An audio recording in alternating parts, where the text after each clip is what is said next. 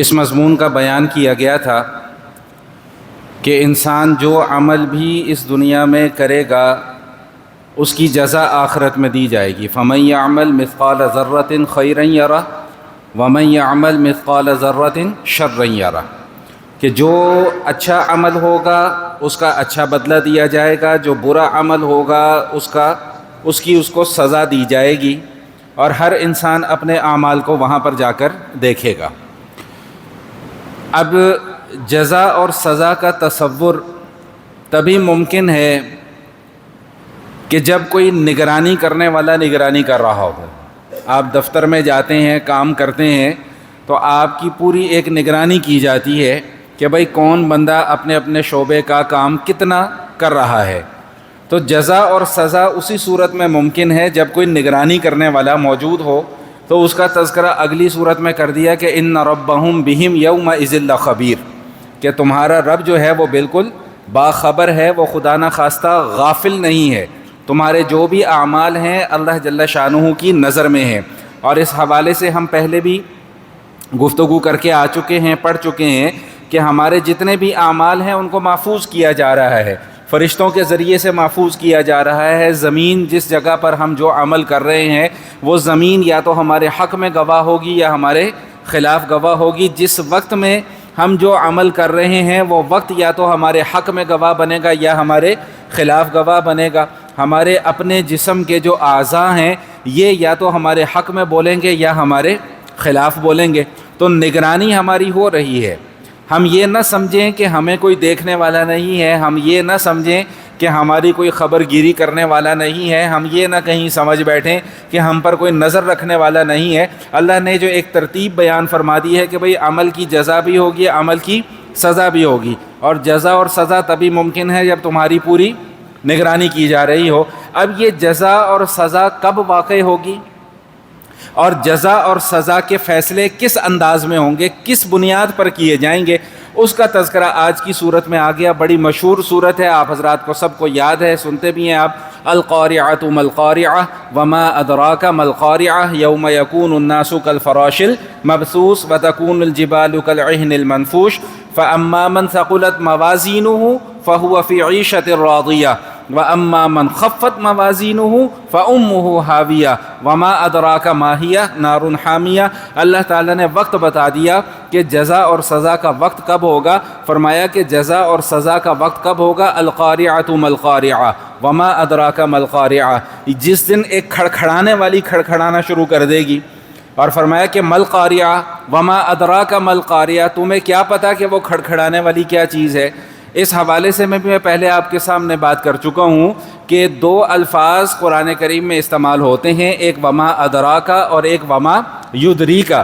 وما ادراکا جہاں پر قرآن کریم میں آئے گا اس کے بعد اللہ تعالیٰ اس کی آگے تفصیل بھی بیان فرمائیں گے، لیکن وما یدریکا جہاں پر آئے گا وہاں پہ اللہ آگے اس کی تفصیل کو بیان نہیں فرماتے۔ تو یہاں پہ اللہ تعالیٰ نے القارعہ ما القارعہ وما ادراک ما القارعہ، کہ تمہیں کیا معلوم کہ یہ کھڑکھڑانے والی کیا چیز ہے۔ دیکھیں قرآن کریم نے قیامت کے مختلف نام ذکر کیے ہیں، ایک القاریہ بھی ہے، آپ پہلے الحاقۃ ما الحاقہ بھی پڑھ کر آ چکے ہیں۔ اس طرح قیامت کے اور بھی کئی نام قرآن کریم میں ذکر کیے گئے ہیں، تو اس سے مراد قیامت ہے۔ اب فرمایا کہ جب قیامت آئے گی تو پہلے یہ سمجھ لو کہ اس دن ہوگا کیا۔ فرمایا کہ یوم یکون الناس کالفراش المبثوث وتکون الجبال کالعہن المنفوش، کہ جب قیامت واقع ہوگی تو سارے کے سارے انسان جو ہیں وہ افراتفری کا شکار ہو جائیں گے۔ کالفراش المبثوث، اس پرندے کی طرح جو منتشر ہو جاتے ہیں۔ علماء فرماتے ہیں کہ جیسے جب آگ جلتی ہے تو آگ کے ارد گرد پروانے جو ہیں وہ منتشر ہو جاتے ہیں، پھیل جاتے ہیں، تو بالکل انسان اسی طرح اس دن افراتفری کا شکار ہوں گے۔ کسی کو کچھ سمجھ میں نہیں آ رہی ہوگی کہ میں نے کدھر جانا ہے۔ مفسرین نے ایک روایت نقل کی ہے، حضور علیہ الصلوۃ والسلام کی نسبت سے بیان فرمایا کہ بھئی لوگ ایک دوسرے کے اندر گھس رہے ہوں گے، کسی کو کچھ پتہ نہیں ہوگا میرا باپ کہاں ہے، میرا بیٹا کہاں ہے، میری اولاد کہاں ہے، میرے بھائی کہاں ہے، میرا چاچا کدھر ہے، میرا تایا کدھر ہے، میرا ماما کدھر ہے، کچھ پتہ نہیں ہوگا۔ انسان کی جو ساری کی ساری طاقتیں ہیں ساری کی ساری جو اس کی توانائیاں ہیں جن کے اوپر انسان اس دنیا کی زندگی میں بڑا بہت بھروسہ کیا کرتا تھا، وہ ساری کی ساری اس دن بیکار ہو جائیں گی۔ تو فرمایا کہ جب قیامت قائم ہوگی تو اس کا ایک نتیجہ تو یہ سامنے آئے گا کہ یوم یکون الناس کالفراش المبثوث وتکون الجبال کالعہن المنفوش، اور فرمایا کہ تم پہاڑوں کو دیکھو گے کہ کالعہن المنفوش، جیسے کہ دھنی ہوئی رنگین روئی ہوتی ہے، جس طرح اس کے ذرات پھیل جاتے ہیں، بکھر جاتے ہیں، اس طرح پہاڑ بھی بکھر جائیں گے۔ یہاں پر یہ بات سمجھ لیجئے ذرا اچھے طریقے سے، اور بچوں آرام سے بیٹھ جاؤ، یہ سمجھ لیجئے ذرا اچھے طریقے سے کہ دیکھیں قرآن کریم نے جب بھی قیامت کے احوال کو ذکر کیا ہے، آپ پچھلی صورتیں پڑھتے ہوئے آ رہے ہیں، اور مجھے امید ہے کہ انشاءاللہ آپ کے ذہن میں وہ مضامین کہیں نہ کہیں ضرور موجود ہوں گے۔ آپ نے پڑھا اذا الشمس کورت، آپ نے پڑھا اذا السماء فطرت، بھائی آسمان جو ہے وہ چور چور ہو جائے گا، پھٹ جائے گا، ختم ہو جائے گا، سورج جو ہے وہ بے نور ہو جائے گا، ستارے جو ہیں وہ ٹوٹ کر ریزہ ریزہ ہو جائیں گے، منتشر ہو جائیں گے۔ تو اب بات یہاں پر یہ سمجھنے کی ہے کہ اللہ تعالیٰ یہ سمندروں کا، پہاڑوں کا، چٹانوں کا، آسمان کا، ستاروں کا، سورج کا، قیامت کی منظر کشی میں اللہ ان کا تذکرہ کیوں فرماتے ہیں؟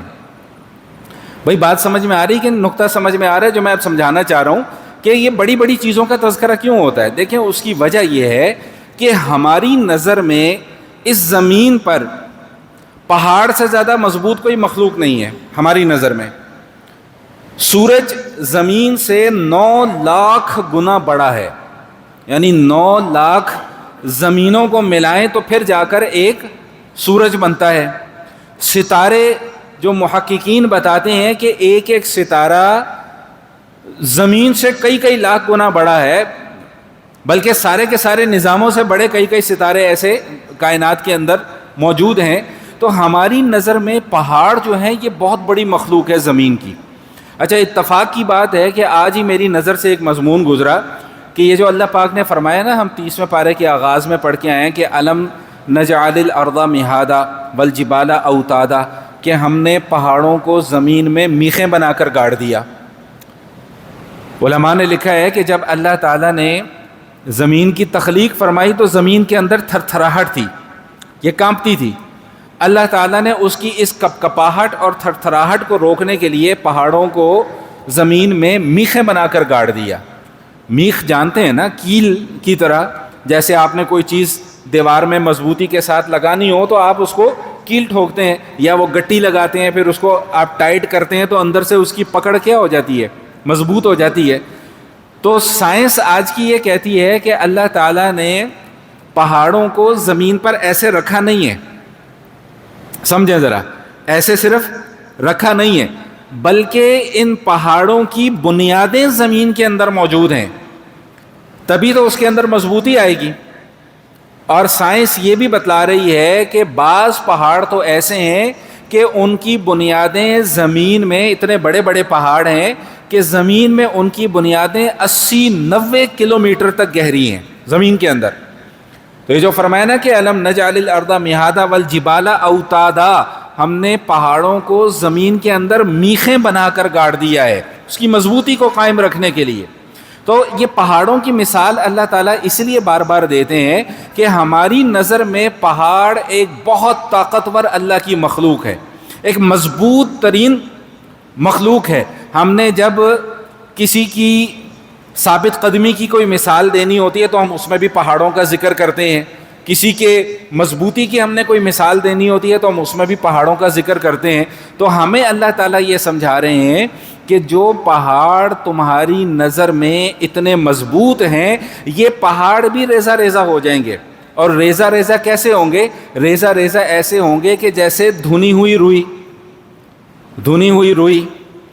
بزرگ حضرات تو اس چیز کو سمجھ سکتے ہیں، ہماری طرح کے برگر بچوں کو تھوڑا سا سمجھانا پڑتا ہے۔ پینجا دیکھا؟ پینجا یہ دیہات کے رہنے والوں نے تو بہت اچھے طریقے سے دیکھا ہوگا، وہ جہاں وہ رضائیاں بنوانے کے لیے دینے جاتے ہیں، روئی لے کر جاتے ہیں، تو وہ اس کو وہ کیسے روئی جو ہے نا، وہ ایسے ساتھ ملی ہوئی روئی کیسے ذرات میں بکھر جاتی ہے اور ادھر ادھر اڑنا شروع کر دیتی ہے. فرمایا کہ پہاڑوں کی یہ حالت ہوگی. یہ جو اس وقت تمہیں اتنے بڑے بڑے پہاڑ، ہمالیہ، کیٹو، ماؤنٹ ایوریسٹ جیسے بڑے بڑے پہاڑ تمہیں نظر آ رہے ہیں، قیامت والے دن ان کی اپنی کوئی حیثیت جو ہے وہ باقی نہیں رہے گی. تو یہ قیامت کی شدت اور قیامت کی سختی بتانے کا مقصد ہے. تو بات کہاں سے چلی تھی؟ دوبارہ ملاتے ہیں تاکہ اب آگے بات کو سمجھنا آسان ہو جائے. بات یہاں سے چلی تھی کہ بھئی جو عمل بھی اس دنیا میں ہوگا اس کی جزا ہوگی یا سزا ہوگی. فَمَن يَعْمَلْ مِثْقَالَ ذَرَّةٍ خَيْرًا يَرَهُ وَمَن يَعْمَلْ مِثْقَالَ ذَرَّةٍ شَرًّا يَرَهُ. اب یہ جزا اور سزا تبھی ممکن ہے جب کوئی نگرانی کرنے والا موجود ہو. تو کیا فرمایا کہ إِنَّ رَبَّهُمْ بِهِمْ يَوْمَئِذٍ لَخَبِيرٌ، کہ تمہارا رب بالکل باخبر ہے. اب یہ جزا اور سزا کس دن واقع ہوگی؟ فرمایا کہ القارعۃ. اب یہ صورتوں کا ربط سمجھ میں آ رہا ہے آپ کو، کیسے آگے پیچھے ترتیب کے ساتھ یہ صورتیں آ رہی ہیں اور کیسے مضامین ان کے آپس میں ملتے چلے جا رہے ہیں. تو فرمایا کہ کس دن ہوگی یہ جزا و سزا؟ فرمایا القارعۃ ما القارعۃ وما ادراک ما القارعۃ. بھائی جس دن یہ سارے حادثات رونما ہوں گے اس دن پھر جزا اور سزا کے کیا ہوں گے بھائی؟ فیصلے ہوں گے. اب آ جائیں اصل مضمون کی طرف جو سمجھنے والا ہے کہ جزا اور سزا ابھی تک تو ہم نے پڑھا نا کہ کب ہوگی، اب ہے کہ کیسے ہوگی. تو اس کا جواب اللہ دے رہے ہیں کہ فَأَمَّا مَنْ ثَقُلَتْ مَوَازِينُهُ فَهُوَ فِي عِيشَةٍ رَاضِيَةٍ وَأَمَّا مَنْ خَفَّتْ مَوَازِينُهُ فَأُمُّهُ هَاوِيَةٌ. کہ بھئی جو تمہارے اعمال ہیں ان اعمال کا وزن کیا جائے گا. جس کے نیک اعمال وزنی ہوں گے تو فَهُوَ فِي عِيشَةٍ رَاضِيَةٍ، وہ عیش و عشرت کی راضیہ من چاہی زندگی گزارے گا. سمجھ. وَأَمَّا مَنْ خَفَّتْ مَوَازِينُهُ فَأُمُّهُ هَاوِيَةٌ، اور جس کے نیک اعمال کا وزن کم ہو جائے گا تو فَأُمُّهُ هَاوِيَةٌ، اب اس کا ٹھکانہ جو ہے وہ کیا ہوگا بھائی؟ جہنم ہوگا. اب سمجھیں ذرا، دو تین باتیں ہیں یہاں پر بہت اہم سمجھنے والی، توجہ کے ساتھ سنیں گے تو انشاءاللہ بات سمجھ میں آ جائے گی. دیکھیں سب سے پہلے تو یہ سمجھیں کہ آخرت میں اعمال کا وزن ہوگا، گنتی نہیں ہوگی. ابھی یہ عید کے بیان میں بھی میں نے اسی موضوع پر بات کی تھی، اس سے ملتے جلتے مضمون پر، تو وہاں بھی یہی جملہ عرض کیا تھا کہ قیامت والے دن اعمال کا وزن ہوگا، اعمال کی گنتی نہیں ہوگی. آج کی زبان میں یوں سمجھ لیں کہ قیامت والے دن اعمال کی کوالٹی دیکھی جائے گی، کوانٹٹی نہیں دیکھی جائے گی. کتنی نیکیاں ہیں، 100 200 400 500 1000 5 لاکھ 10 لاکھ 20 لاکھ، نہیں. یہ دیکھا جائے گا کہ جو عمل ہے اس کی کوالٹی کیا ہے. جیسے وہ حدیث شریف میں آتا ہے نا کہ نبی پاک صلی اللہ علیہ وآلہ وسلم نے ارشاد فرمایا کہ اخلص فی عملک، او کما قال علیہ الصلوۃ والسلام، کہ اپنے عمل کے اندر اخلاص پیدا کر دو تو تمہارا تھوڑا سا عمل بھی اللہ کی بارگاہ میں قبول ہوگا. اس کی میں ایک مثال ہمیشہ آپ حضرات کے سامنے بیان کیا کرتا ہوں کہ ایک آدمی 2 رکعت نماز نفل پڑھتا ہے، 2 رکعت، صرف 2 رکعت، لیکن اس کی وہ 2 رکعت نہایت حسین و جمیل ہوتی ہیں. قرات بہترین طریقے سے کرتا ہے، رکوع عمدہ طریقے سے کرتا ہے، سجدہ اچھے طریقے سے کرتا ہے، اور سب سے بڑھ کر یہ کہ نیت کیا ہوتی ہے کہ یہ میں اللہ کے لیے کر رہا ہوں. مجھے اس وقت کوئی دیکھنے والا نہیں ہے کہ جس کو دیکھ کر لوگ یہ کہہ سکیں کہ شاید یہ لوگوں کو دکھانے کے لیے کر رہا ہے. نہیں، رات کی تنہائی میں 2 رکعت نماز نفل پڑھ رہے ہیں. اور باتوں سے پھر بات نکل آتی ہے، یہ بات بھی آپ تجربہ بھی کر کے دیکھ لیں کہ ایک وہ 2 رکعت نماز نفل ہوتی ہے جو آپ مسجد میں پڑھتے ہیں، اور ایک وہ 2 رکعت نماز ہوتی ہے جو آپ اپنے گھر میں جا کر تنہائی میں پڑھتے ہیں. آپ کو خود یہاں سے آواز آئے گی کہ کون سی نماز میری زیادہ بہتر ہے، خود یہاں سے آواز آئے گی. سمجھ رہے ہیں بات؟ تو نبی پاک صلی اللہ علیہ وآلہ وسلم کیا ارشاد فرما رہے ہیں کہ بھائی تھوڑا عمل کرو لیکن اخلاص کے ساتھ کرو. یہ تمہارا تھوڑا عمل جو ہے یہ تمہارے لیے کافی ہو جائے گا. تو میں مثال کیا عرض کر رہا تھا کہ ایک آدمی 2 رکعت نماز نفل پڑھتا ہے بھرے مجمع میں. اب بھرے مجمع میں تو ظاہری بات ہے 100 200 400 لوگ دیکھنے والے بھی ہیں، تو نیت میں کہیں نہ کہیں تھوڑی سی گڑبڑ ضرور آ سکتی ہے. اور لیکن یہی آدمی یہ 2 رکعت نماز نفل جا کے پڑھتا ہے اپنے گھر میں تنہائی میں جہاں کوئی دوسرا انسان دیکھنے والا نہیں ہے. اب جس طریقے سے اس نے 100 200 400 لوگوں کے سامنے 2 نفل پڑھے ہیں، بے عینی ہی اسی طریقے سے وہ 2 نفل اپنے گھر میں تنہائی میں پڑھتا ہے. تو فرمایا کہ وہ جو 2 نفل تنہائی میں پڑھنے والے ہیں نا، وہ ان نوافل پر وزنی ہوں گے جو تم نے مسجد میں ادا کیے. میں مثال دینے کے لیے بات سمجھا رہا ہوں. کیوں؟ اس لیے کہ اس میں 100% خلوص ہے. یہاں پر ریاکاری کا شائبہ ممکن ہے، اگرچہ دل کے اندر نہیں ریاکاری، لیکن شائبہ ضرور ہو سکتا ہے کہ یار وہ 2 لوگ مجھے دیکھ رہے ہیں، چلو میں اور تھوڑی سی ذرا اچھی نماز پڑھ لوں. تو یہی وجہ ہے کہ آخرت میں اعمال کا وزن کیا جائے گا، اعمال کی گنتی نہیں کی جائے گی. وہاں پر نیکیوں کو گنا نہیں جائے گا کہ آپ کتنی نیکیاں کر کے لے کے آئے. وہاں پر یہ دیکھا جائے گا کہ آپ کیسے عمل کر کے آئے ہیں. پھر اس کی بنیاد پر اللہ تعالیٰ فیصلے فرمائیں گے. ایک بات تو یہ سمجھنے کی ہے. دوسری بات یہ جو فرمایا نا کہ فَأَمَّا مَنْ ثَقُلَتْ مَوَازِينُهُ فَهُوَ فِي عِيشَةٍ رَاضِيَةٍ، کہ جس کے اعمال نامہ وزنی ہو جائے گا وہ موج مستی کی زندگی میں ہوگا. اب اصل سمجھنے کا سوال یہ ہے کہ اعمال کا وزن کیا کیسے جائے گا. اصل جو سوچنے کی بات ہے، جو سمجھنے کی بات ہے، وہ یہ کہ اعمال کا وزن کیسے کیا جائے گا. دیکھیں یہاں پر پھر وہی بات آ جاتی ہے جو میں پہلے بھی کئی مرتبہ سمجھا چکا ہوں کہ دین کا جو مسئلہ دین نے جتنا بیان کیا ہونا، ہمارے اوپر لازم ہے ہم اس کو صرف اسی حد میں رہتے ہوئے تسلیم کریں. بھائی الفاظ مشکل تو نہیں لگے میرے؟ کہ دین کا جو مسئلہ شریعت نے جتنی حد میں رہ کر بیان کیا ہے، ہم پابند ہیں کہ ہم اس کو اسی حد میں رہ کر تسلیم کریں. اب قرآن نے یہ کہہ دیا ہے کہ بھئی اعمال کا وزن ہوگا، حدیث میں یہ بتلا دیا کہ ایک ترازو رکھی جائے گی، اور یہ بتلا دیا کہ وہ ترازو اتنی بڑی ہوگی کہ آسمان اور زمین اس ترازو کے اندر سما سکتے ہیں. بس قرآن اور حدیث نے ہمیں اتنی ہی انفارمیشن دی ہے. اس سے زیادہ کوئی انفارمیشن نہ قرآن نے ہمیں دی ہے نہ حدیث نے دی ہے. تو لہٰذا اس سے زیادہ کے پیچھے لگنے کی ہمیں ضرورت بھی بولیں بھائی نہیں کہ بھائی کیسے وزن ہوگا، کیا میں جو اب یہ بول رہا ہوں اس کی شکل کیسی ہوگی، کیسے اس کا وزن کیا جائے گا. وہ علیحدہ بات ہے کہ علماء کرام نے اپنے اپنے مزاج کے موافق توجیحات کو بیان کیا ہے. دیکھیں ایک تو بار بار ہم اپنا عقیدہ اس بات پر مضبوط کرتے ہیں کہ جی کرامن کاتبین، یہ دونوں فرشتے ہمارے اعمال لکھ رہے ہیں، تو وہ جو لکھے ہوئے کاغذات ہوں گے نا ان کا وزن ہوگا. اب پھر ذہن کے اندر وہ سوال پیدا ہوتا ہے کہ جی ہمیں تو کوئی نہ کاغذ نظر آنا ہے، نہ قلم نظر آ رہی ہے، نہ کوئی رجسٹر نظر آ رہا ہے. تو بھائی اس کا جواب یہ ہے کہ یہ ساری چیزیں ہماری عقل سے ماورا ہیں. اور دوسری توجیہ علماء کرام نے یہ بیان فرمائی ہے کہ بھئی یہ جو اعمال ہم کر رہے ہیں ان کو شکل دے دی جائے گی، پھر ان کا وزن کیا جائے گا. لیکن یہ دونوں باتیں قرآن اور حدیث میں موجود نہیں ہیں. میں نے عرض کیا کہ علماء نے اپنے مزاج کے موافق بیان کی ہیں. تو ہمارے لیے اب ضروری کیا ہے، جو بات سمجھنا ضروری ہے وہ یہ کہ بھئی ہمارے لیے ضروری یہ ہے کہ ترازو رکھا جائے گا، ہمارا اس کے اوپر ایمان ہے اور ہونا بھی چاہیے. اعمال کا وزن ہوگا، ہمارا اس کے اوپر ایمان ہے اور ہونا بھی چاہیے. کیسے ہوگا ہمیں نہیں پتا. بھائی بات سمجھ میں آئی کہ نہیں آئی؟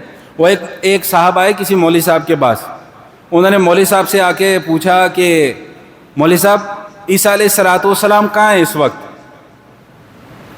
تو ہمارا کیا عقیدہ ہے بھائی عیسیٰ علیہ السلام کہاں ہیں؟ آسمانوں پر ہیں، زندہ ہیں، اور قیامت کے قریب جو ہیں وہ واپس آئیں گے. یہ ہمارا ایمان ہے، ہمارا عقیدہ ہے، اللہ کے نبی نے بتلا دیا. اب وہ کیسے زندہ ہیں، کیا کھاتے ہیں، کیا پیتے ہیں، اس کے متعلق ہمیں کوئی معلومات نہیں دی گئی. تو اس بندے نے اگلا سوال مولوی صاحب سے کیا، مولوی صاحب عیسیٰ علیہ السلام کھاتے پیتے کیا ہیں، کیا کھاتے ہیں، کیا پیتے ہیں، کیسے جی رہے ہیں وہاں پر زندگی؟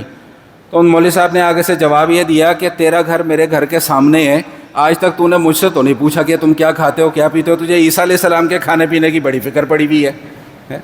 بھائی تمہارا پڑوسی بھوکا ہے، تمہیں اس کی فکر تو ہے نہیں کہ وہ کیا کھا رہا ہے، کیا پی رہا ہے. تمہیں عیسیٰ علیہ السلام جو آسمانوں پہ اس کی فکر پڑی ہوئی ہے کہ بھائی وہ کیسے جی رہے ہیں وہاں پہ.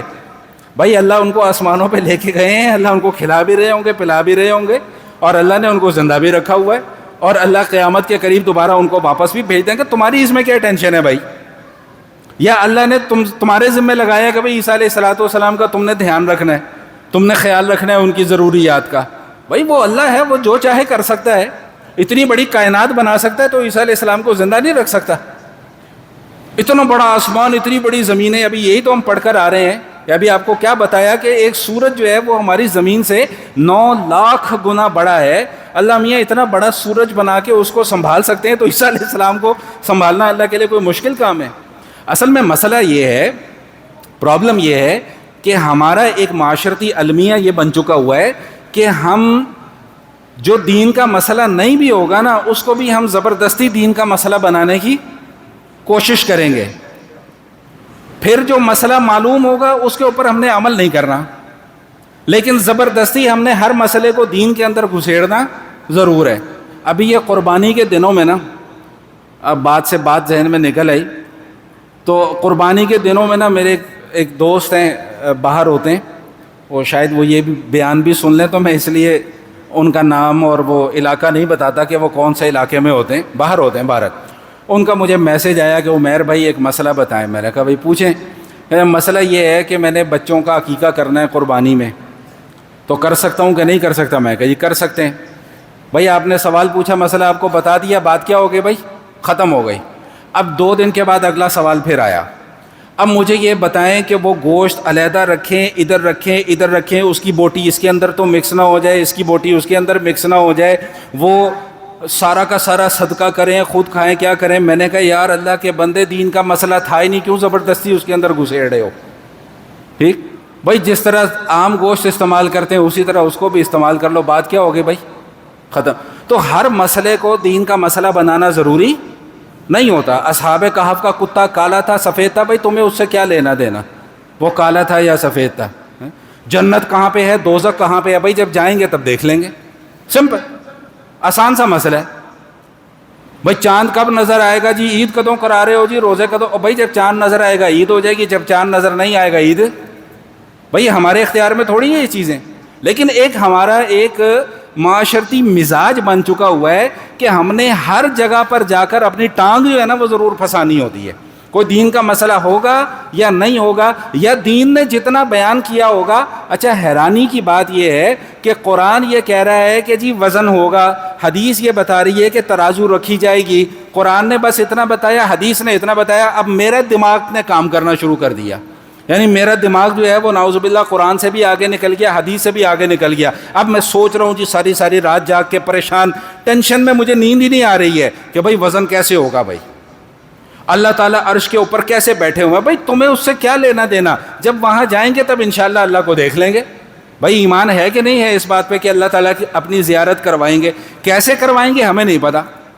اللہ تعالیٰ عرش کے اوپر جلوہ فرمائے، کیسے جلوہ فرمائے بھائی ہمیں نہیں پتا، نہ ہمیں بتایا گیا ہے. تو اس لیے بھائی میری گزارش یہ ہے، میں پہلے بھی کئی مرتبہ یہ عرض کر چکا ہوں کہ دین کا جتنا مسئلہ دین ہمیں بتا دے، صرف اتنے مسئلے کو سیکھ لیا کریں اور اس کے اوپر آنکھیں بند کر کے ایمان کر لیا کریں، رکھ لیا کریں، اور جو عمل کرنے کی چیز ہو اس کے اوپر عمل کر لیا کریں. اس سے زیادہ مجھ سے اور آپ سے پوچھا بھی نہیں جانا. اللہ نے مجھ سے نہیں پوچھنا کہ تم نے یہ سیکھنے کی کوشش کی کہ نہیں کی کہ بھئی اعمال کا وزن کیسے ہوگا. اگر پوچھ بھی لیا تو ہم ایک ہی جواب دیں گے، اللہ میاں آپ نے بتایا ہی نہیں ہمیں، نہ آپ کے نبی نے بتایا، اس لیے ہمارا اس کے اوپر کیا ہے بھائی؟ ایمان ہے. ٹھیک بھائی، نیند آ رہی ہے سب کو، اب کیا کروں؟ کوئی لطیفہ سناؤں؟ وہ نہیں میں سنا سکتا. آگے چلیں، دیکھیں قرآن کریم کی ایک آیت سنا دیتا ہوں، مسئلہ جو ہے وہ انشاءاللہ سارا کا سارا حل ہو جائے گا. سورہ آل عمران ہے. سورہ آل عمران میں اللہ تعالیٰ نے بالکل آغاز میں کیا فرمایا؟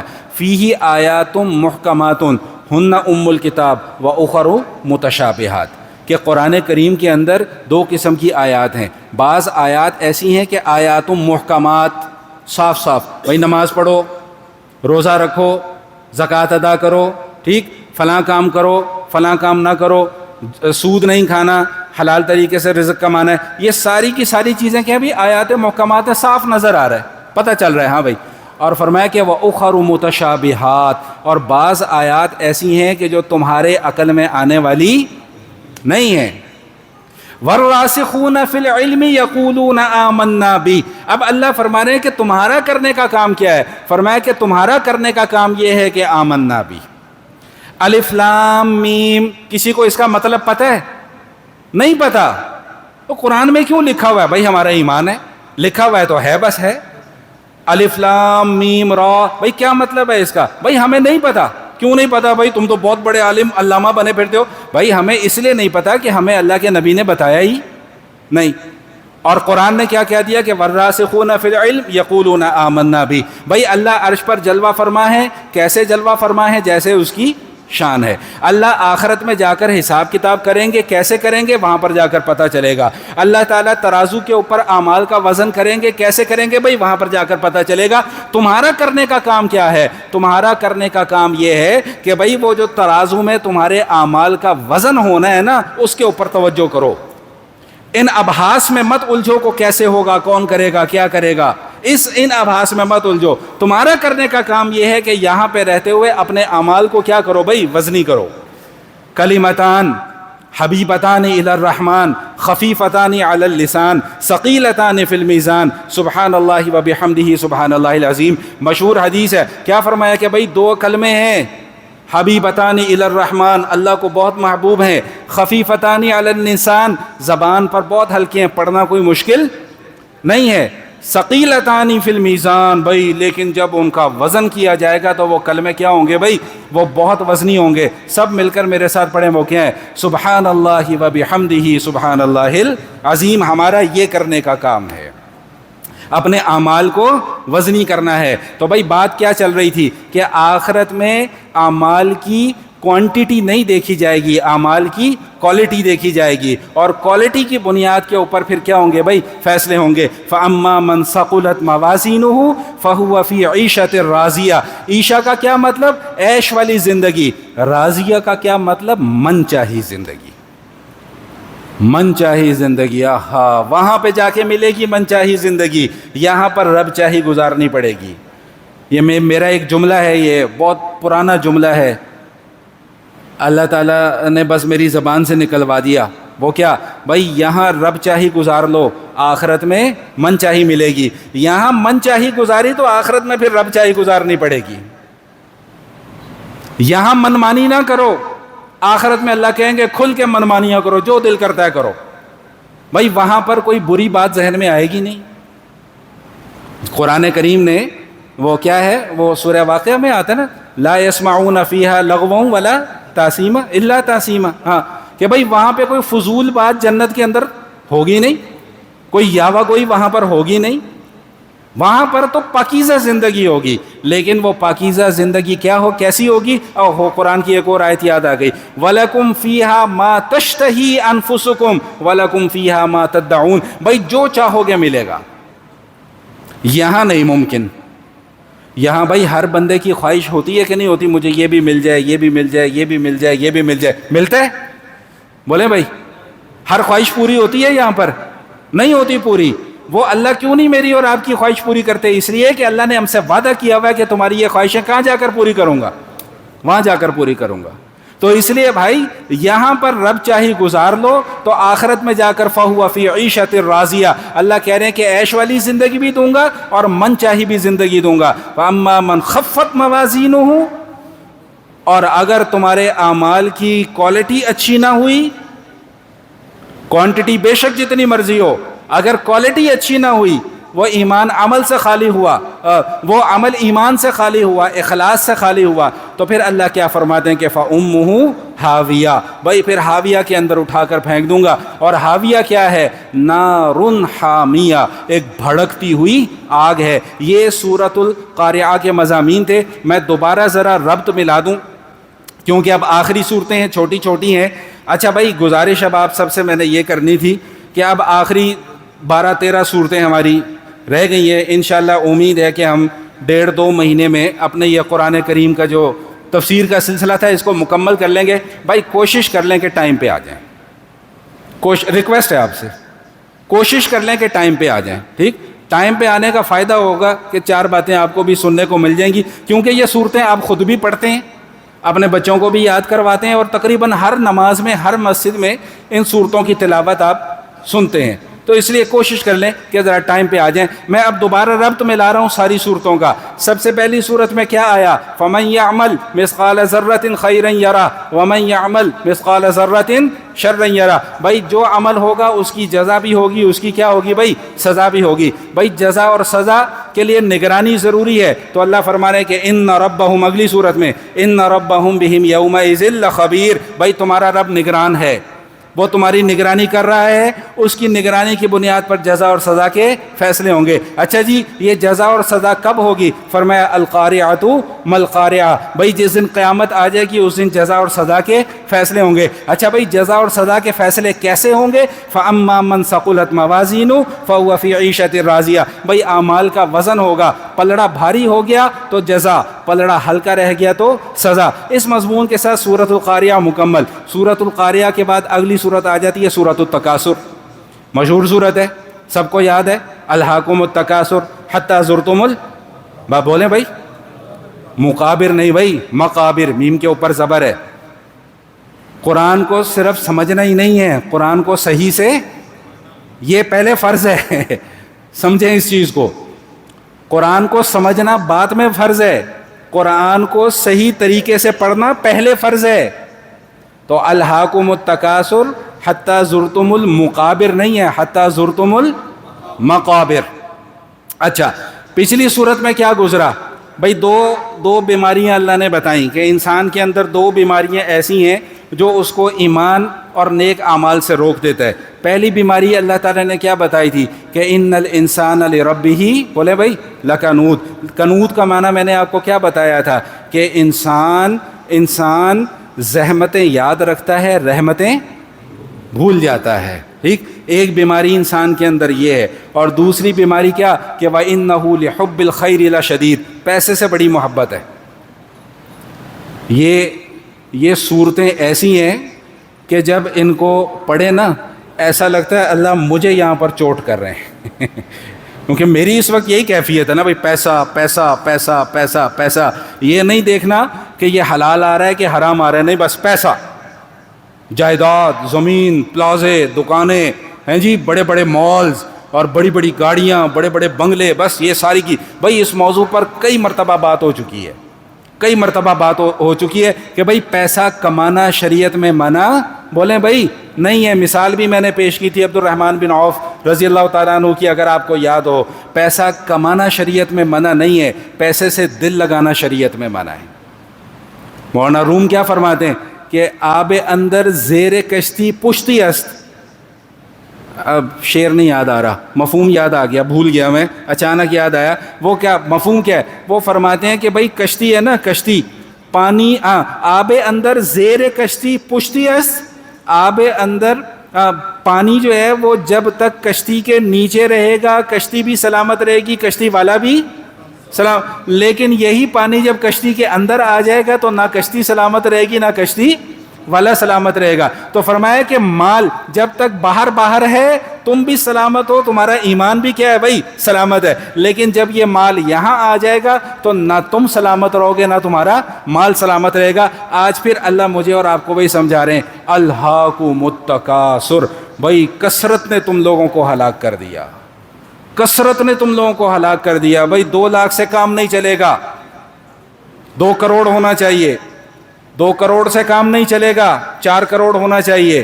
4 کروڑ سے کام نہیں چلے گا, 8 کروڑ ہونا چاہیے. 8 سے بھی کام نہیں چلے گا, 16 ہونا چاہیے. الہاکم التکاثر. اللہ فرما رہے ہیں اسی کثرت نے تمہیں ہلاکت میں ڈال دی ہے, اسی کثرت مال نے تمہیں ہلاکت میں ڈال دی ہے. حتی زرتم المقابر, یہاں تک کہ تم کہاں پہنچ جاؤ گے بھئی, قبروں میں پہنچ جاؤ گے. حدیث شریف میں آتا ہے, نبی کریم علیہ الصلوۃ والتسلیم ارشاد فرماتے ہیں کہ انسان کہتا ہے بھئی میرا مال میرا مال میرا مال. فرمایا کہ حالانکہ انسان کا مال صرف 3 چیزیں ہیں.